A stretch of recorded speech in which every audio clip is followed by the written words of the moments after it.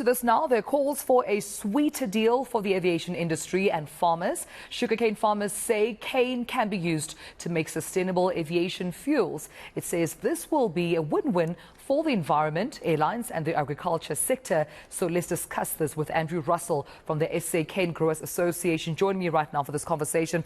Thank you so much, Andrew, for your time, and a very warm good morning to you. I want to get into some facts, but also some findings that you have made regarding SAF, Sustainable Aviation Fuels. What can you share with us about what you found?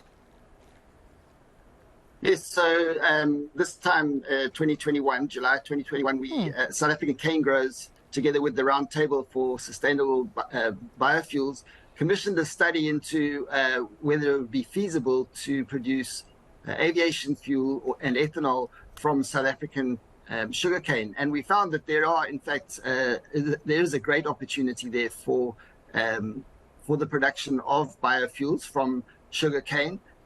We need a couple of things to be in place. And in the meantime, we've commissioned a further study. The South African Sugar Association, in association with the IDC, the Industrial Development Corporation, have commissioned a further study to really drill down into the feasibility of producing biofuels from sugarcane in the South African context. And the opportunities do exist. We're expecting findings from that study to be released later this year. So globally, so far, in a more global context, how much does SAVs currently account for, Andrew?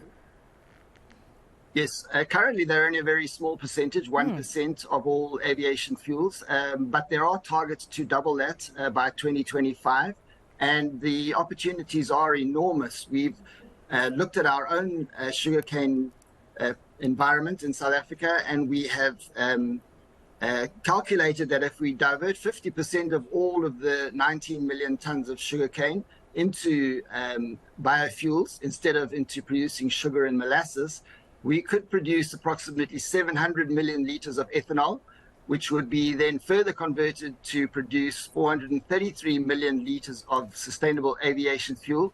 And that would really only supply part of what we need for all of the international flights out of our Tambo. So the opportunity is great. And we have an opportunity also to increase the impact of the sugarcane industry, which, as everyone knows, occurs in the deep rural areas of KwaZulu-Natal and Mpumalanga, where alternative employment and alternative agriculture is limited. So then, to take advantage of this opportunity, what would South Africa need? Well, initially, we'd need an enabling framework that would stipulate how these aviation fuels would be, or these biofuels would be blended into the existing system. And we would need funding, because currently our industry is set up to produce only sugar and molasses, and we would need some assistance to diversify into the production of ethanol and then further processing into these aviation fuels. And again, with those two ingredients, it seems like we can make use of this opportunity, and also a great one for South Africa not to miss out on. But thank you so much, Andrew, for speaking to me about